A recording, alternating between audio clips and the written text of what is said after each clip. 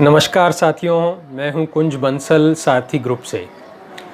बहुत समय बाद बाज़ार में एक नया आईपीओ आया है और आज हम उसी आईपीओ की बात करेंगे। शायद आप लोगों ने मॉनिटर किया हो, ट्रैक किया हो। आईपीओ का नाम है रोज़ारी बायोटेक, ये कंपनी का नाम है। ऑफ कोर्स जैसा हम सभी जानते हैं कि पिछले करीब 4 महीने से बाज़ार में कोविड के प्रकोप के चलते कोई भी कंपनी आईपीओ लाने की हिम्मत नहीं कर पाई। ऑफ कोर्स बाज़ार उस ड्यूरेशन में नीचे आके ऊपर भी आ गया है, पर फिर भी आईपीओ नहीं आए। तो हम आज मिलके एनालिसिस करते हैं कि ये कंपनी कैसी है, क्या करती है, कैसे फाइनेंशियल्स हैं, अच्छी है कि नहीं है। उसके बाद शेयर इशू प्राइस की डिटेल्स क्या हैं, वैल्यूएशन क्या है, रीज़नेबल है कि नहीं, और हमें सब्सक्राइब करना चाहिए कि नहीं। आगे बढ़े उसके पहले जस्ट एक कॉन्टेक्स्ट के लिए, जैसा मैंने कहा कि आईपीओ काफ़ी टाइम बाद आया है और अगर हम कोशिश कर रहे हैं याद करने की पिछला आईपीओ कब और कौन सा था, तो शायद हमें याद भी नहीं आएगा। तो मैं आपको याद दिलाने की कोशिश करता हूँ। पिछला आईपीओ था एसबीआई कार्ड्स का, जो मार्च के पहले हफ्ते में आया था, और उसके बाद क्या हुआ वो तो हमें पता ही है। जब एसबीआई कार्ड्स का आईपीओ आया था तो कंपनी बहुत अच्छी थी, अभी भी अच्छी है। वैल्यूएशन भी ठीक ठाक था, काफ़ी इंस्टीट्यूशनल इंटरेस्ट था, काफ़ी रिटेल इंटरेस्ट भी था, और एक एक्सपेक्टेशन था कि कंपनी की लिस्टिंग आईपीओ भाव से ऊपर होगी, प्रीमियम पे होगी। बट अनफॉर्चुनेटली लिस्टिंग होने तक बाज़ार का सेंटीमेंट कोविड की वजह से एकदम बिगड़ गया और वो लिस्टिंग प्रीमियम पे नहीं हुई, उल्टा डिस्काउंट पे हुई। और उसके बाद काफ़ी समय तक पिछले करीब 4 महीने से डिस्काउंट पे ही चल रहा है। रिसेंटली बाज़ार के साथ साथ थोड़ा बाइंग इंटरेस्ट वापस आया है और शेयर ऊपर चलना शुरू हुआ है। अब करीब 700 रुपये के आसपास आया है। होपफुली आईपीओ प्राइस भी क्रॉस करेगा थोड़े टाइम में। ये मैंने बात इसलिए की कि ऑलमोस्ट सिमिलर सर्कमस्टांसेस में आज हम यहाँ हैं। मार्केट नीचे जाके रिकवर हो गया है, पर कोविड का डर अभी भी सबके मन में है। उसका इकोनॉमिक इम्पैक्ट ख़राब हो रहा है और होगा, वो अभी भी सबको नोन है। बाज़ार का सेंटीमेंट सुधर गया है, पर अब ये जो कंपनी की लिस्टिंग होगी तब तक कैसा रहेगा वो बोलना बहुत मुश्किल है। एसबीआई कार्ड की तरह ये कंपनी भी ठीक ठाक है, जैसा हम एनालिसिस करेंगे, सारे नंबर्स डिटेल में देखेंगे। तो आइए शुरू करते हैं कंपनी के एनालिसिस की तरफ आगे बढ़ते हैं।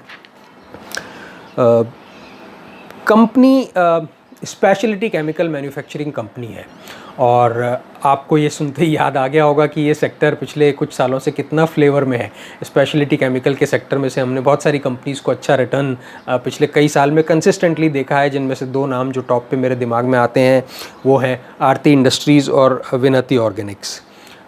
तो ऐसा ही काफ़ी कुछ सिमिलर बिजनेस है, not exactly but related business है। रोज़ारी बायोटेक का जो स्पेशलिटी केमिकल बिजनेस है वो 3 सेगमेंट्स में मेनली हम डिवाइड कर सकते हैं, बेस्ड ऑन जो क्लाइंट सेगमेंट इसके हैं।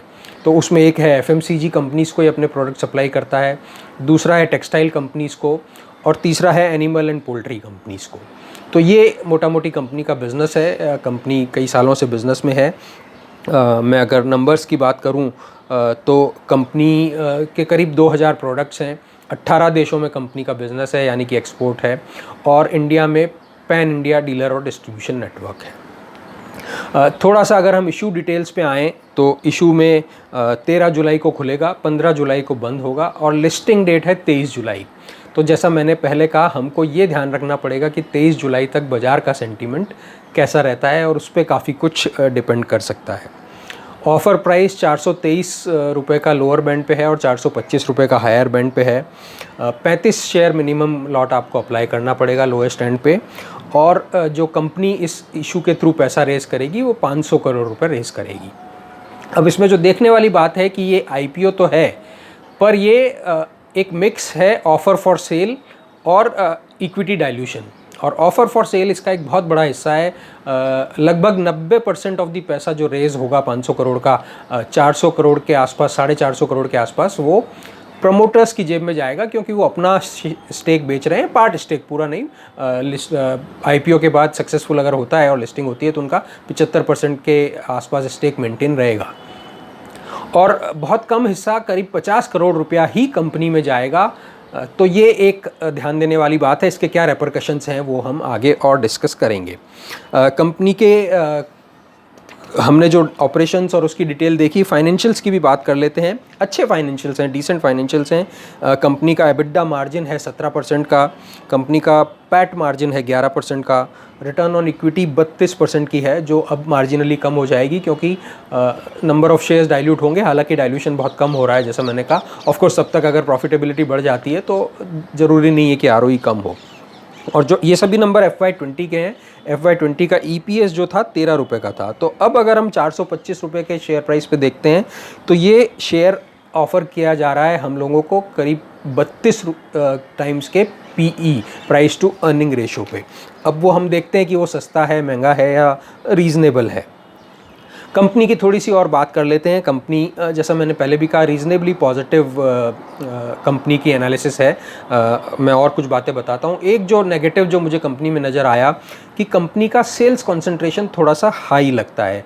कंपनी की रेवेन्यू का 44% हिस्सा टॉप 5 क्लाइंट से आता है, जो थोड़ा सा कॉन्सेंट्रेटेड दिखता है। अगर इनमें से 1 या 2 क्लाइंट किसी भी वजह से अपना धंधा बंद करते हैं तो कंपनी की रेवेन्यू सिग्निफिकेंटली अफेक्ट हो सकती है। तो ये एक नेगेटिव है, बट ये ऐसा बहुत सारी कंपनीज़ के साथ में होता है।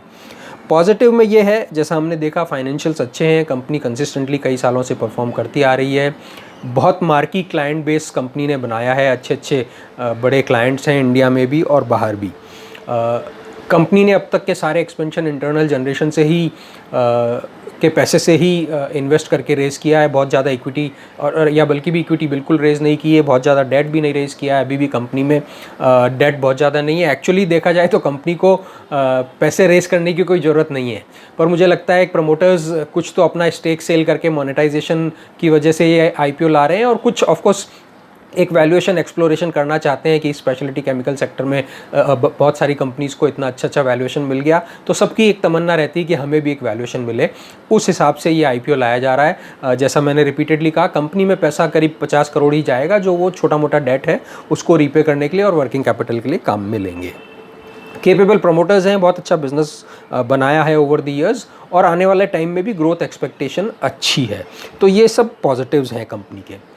अब अगर हम IPO के एनालिसिस के लिए आगे चलें तो जैसा मैंने कहा 32 का PE है, तो हम कंपेयर कर लेते हैं कि कॉम्पिटिटिव प्लेयर्स से, जो इंडस्ट्री के कॉम्पिटिटर्स हैं उनके कंपैरिजन में क्या वैल्यूएशन पे कंपनी का शेयर ऑफ़र किया जा रहा है। तो FY20 का आरती इंडस्ट्रीज़ का प्राइस टू अर्निंग है 31, विनती का है 30, और जैसा हमने देखा इस कंपनी का 32 है। तो वो करीब करीब सिमिलर है। इनफैक्ट 1-2 कंपटीटर अगर और हम लें, गैलेक्सी सर्फेक्टेंट्स का प्राइस टू अर्निंग है 22 और अतुल लिमिटेड का है 20। तो ये company hire end of the industry के PE पे आ रही है, despite the fact that company size में छोटी है। इनफैक्ट इस कंपनी का रोज़ारी का सेल्स खाली 600 करोड़ का FY20 में था, जो अगर हम कंपैरिजन करें तो विनती जो रिलेटिवली छोटी कंपनी मानी जाती है उसका भी सेल्स 1000 करोड़ का है, और आरती इंडस्ट्रीज़ की तो क्या ही बात करें, उसका सेल्स तो करीब 4 टाइम 4000 करोड़ का है।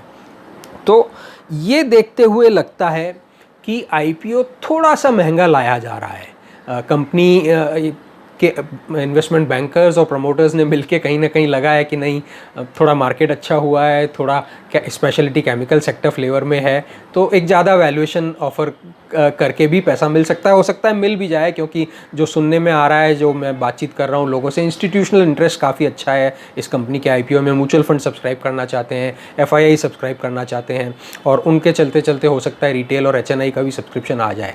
पर एक थोड़ा सा एक ये कॉशन दे देता है कि वैल्यूएशन हाई है, और जैसा मैंने पहले कहा कि ये कॉशन इसलिए भी दे देता है कि 90% पैसा प्रमोटर्स की जेब में जा रहा है। जैसा मैंने पहले कहा, अगर यही वैल्यूएशन मुझे कंपनी में देना पड़ता है, ये मेरा पैसा कंपनी में जा रहा होता, तो मुझे शायद इतना माइंड नहीं होता, क्योंकि मैं उसी कंपनी का शेयर होल्डर बनने जा रहा हूँ। आज नहीं तो कल मेरी ही बुक वैल्यू बढ़ेगी, मेरे ही इक्विटी रिजर्व्स मेरी ही कंपनी के बढ़ेंगे, और वो पैसा कहीं ना कहीं मेरी कंपनी के वैल्यूएशन में दिखेगा। बट जैसा मैंने कहा, ये पैसा कंपनी में तो बहुत कम ही जा रहा है, 10% जा रहा है, 90% प्रमोटर्स के पास जा रहा है। तो उन्होंने नए शेयर होल्डर्स के लिए, हमारे जैसे नए investors, first time investors, subscribers के लिए टेबल पे मार्जिन ऑफ सेफ्टी बिल्कुल नहीं छोड़ा है। ये मुझे थोड़ा सा एक संकोच देता है, पर जैसा मैंने कहा कंपनी अच्छी है।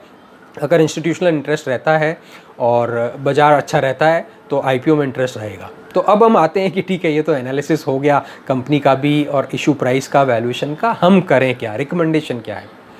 मुझे लगता है कि लो रिस्क इन्वेस्टर्स को ये इशू अवॉइड कर देना चाहिए, क्योंकि जैसा मैंने कहा वैल्यूएशन बहुत एक्सपेंसिव है, पैसा प्रमोटर्स की जेब में जा रहा है, कंपनी की जेब में नहीं जा रहा है, और लिस्टिंग के समय तक मार्केट की क्या सेंटिमेंट रहेगी वो बोलना बहुत मुश्किल है। तो लो रिस्क इन्वेस्टर्स को अवॉइड कर देना चाहिए। हाई रिस्क इन्वेस्टर्स ऑब्वियसली कोशिश कर सकते हैं, एक बेट ले सकते हैं इन दी एक्सपेक्टेशन कि अगर लिस्टिंग टाइम तक मार्केट अच्छा रहता है, जैसा मैंने कहा इंस्टीट्यूशनल इन्वेस्टर्स का इंटरेस्ट आ रहा है वो रहता है, और स्पेशलिटी केमिकल के चलते मार्केट इतना हाई वैल्यूएशन दे देता है कंपनी को, अच्छा सब्सक्रिप्शन हो जाता है, एक्चुअली अगर ओवर सब्सक्रिप्शन हो जाता है तो हो सकता है कि लिस्टिंग प्रीमियम पे हो जाए।